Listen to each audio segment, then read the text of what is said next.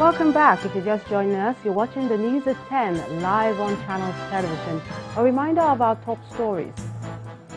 Minister of Information and Culture, Lai Mohammed, insists there is evidence of plans to destabilize the administration of President Buhari.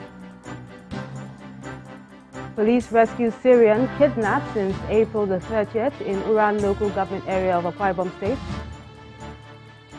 Human rights lawyer Femi Falana seeks federal government support for parents of kidnapped Pt.2 schoolgirl Leah Sharibu, advocates the register of missing persons in the country. An Australian Prime Minister, Scott Morrison, celebrates what he describes as a miracle win in the country's federal election.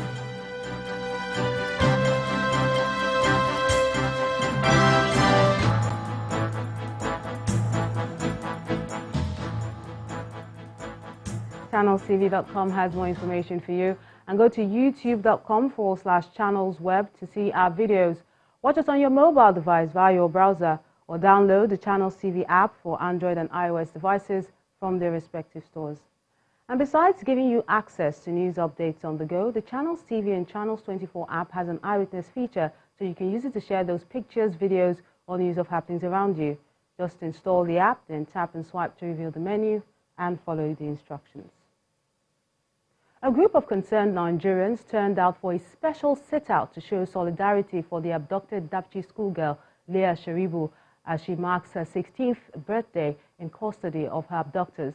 Human rights activist and lawyer Mr. Femi Falana, who was also present at the event, is advocating support for Leah's parents, as well as a database for missing persons in the country. He also called on the government to intensify efforts in securing the release of the schoolgirl.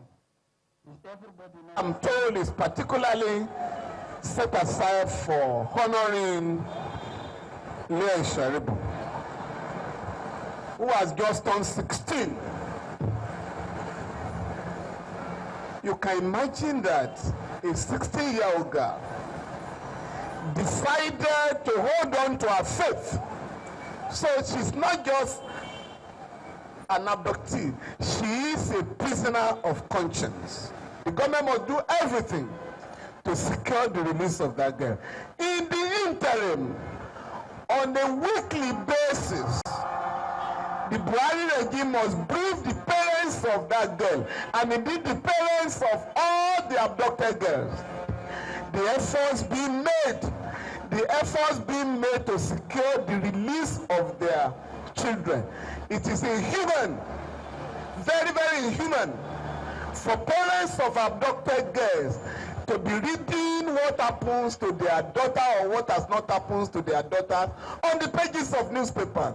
Therefore, the government must be humane by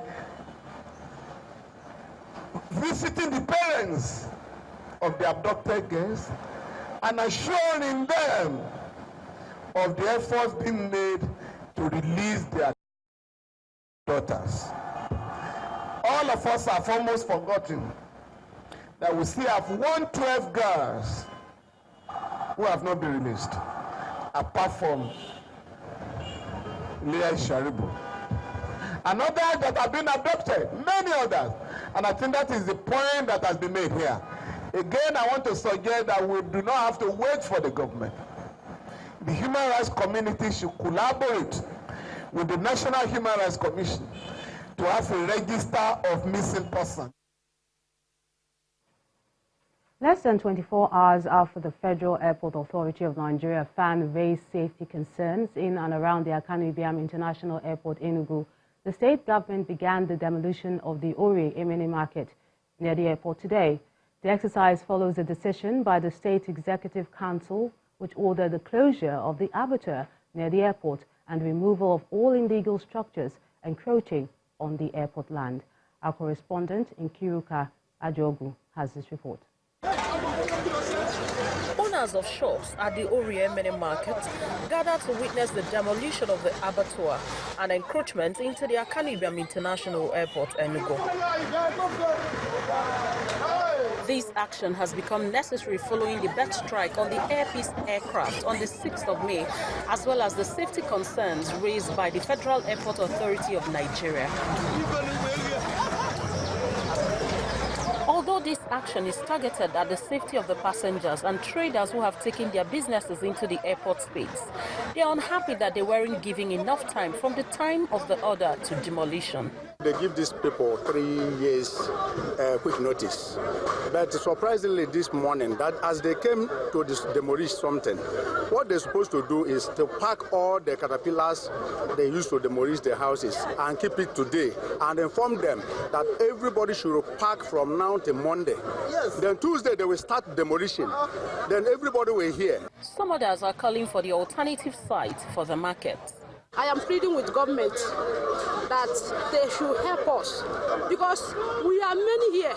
We are suffering. In fact, we don't know where to start from. They should help us to relocate another place.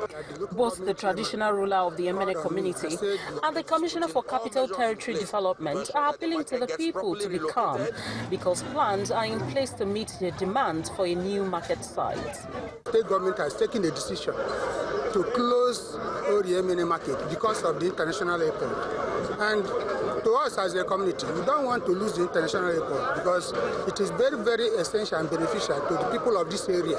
So we support whatever the government is doing to keep the international airport. The government is putting in all the steps necessary, and I'm sure that in a short while it will be a story of the past because the airport will be safe because the places have been taken out, and then the traders will also have a place to trade, and side by side we'll keep moving and move forward.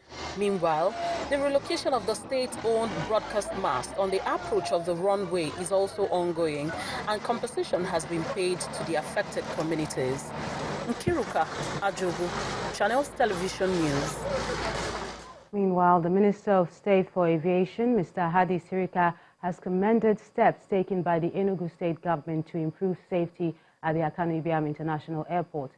In a statement, the minister mentions that the Ministry of Aviation is appreciative of the safety measures taken by the State Executive Council with the immediate closure of the Ore Emene market and the abattoir to prevent any tragedy at the airport. He adds that the Ministry of Aviation would still appreciate total compliance from the state government in order to carry out repairs as well as an expansion and extension of the runway for safety of everyone using the airport. It's another story of market demolition, but this time it's in Pt.2 state capital, signaling the commencement of the process for the reconstruction of the Jos main market, which was destroyed by fire in 2002. Well, it's a different kind of explosive, as explosive experts from South Africa carried out the exercise with Governor Simon Lalong and members of cabinet in attendance. The explosive experts worked round the clock for 2 days to prepare for the exercise, and in about 2 seconds, the clearance operation was completed. Slow down.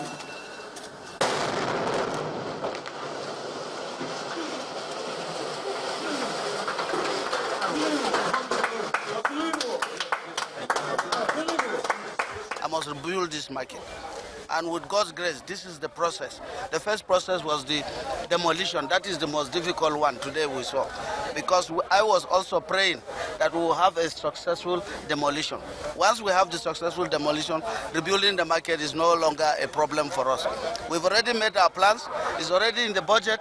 So by this, we're just waiting for them to finish. We'll award the contract, and then the process of rebuilding will start. We had consultants who are working, who had advertised for those who are ready to bid for the contract to rebuild the market. Now that the process of demolition is over, you will see people rushing to come, and they were waiting. People were not sure that the demolition will be successful. Now the partial demolition is successful. So the bidding is still open. So we are waiting for people. When I hear people say, we were telling lies, I said, those people, if they have the capacity, let them come. From Plateau, let's move to Anambra State, where the governor, Willie Obiano, has signed a $1.1 million memorandum of understanding on waste recycling. The project is designed to ensure the establishment of a plastic recycling plant as well as the management of other waste materials in Anambra State. Waste management is a global challenge, especially in developing countries such as Nigeria, which is characterized by improper waste handling and management, posing serious threats to the environment and public health. According to the Anambra State Waste Management Agency, the state generates over 200,000 tons annually. In a bid to enhance the waste management system, the Anambra State government has signed a memorandum of understanding with Ready Vivers Industries Limited worth about $1.1 million. As of today, Ready Vivers on the average recycles 40 metric tons of plastic a month. This started off as a pilot program through UNDP and is now gone to full commercialization. We already have expressions of interest from different DFIs because this keys into not just their sustainability and environmental goals, but also the MDG goals of the World Bank and the UN. And an investment of over 300 million naira is the beginning of the next phase of our operation, which focuses on tackling the menace of single-use plastic, organizing the waste pickers and scavengers in the states, which will see that the registered pickers are better paid and educated on the best practices of handling waste. Efficient and appropriate collection and disposal of solid waste has been recognized as essential to the hygiene and health of urban societies. After rains, you will observe that every places are washed with plastics and what have you. It's been a source of worry. I've challenged the Commissioner of Environment severally to find solutions towards that waste. And mixing plastic waste with other types of waste is not helpful because plastic waste will not decay. So at the end of the day, it will cause problems for the environment. The Anambra State government believes the project will ultimately create wealth and job opportunities for the teeming unemployed youths across the state.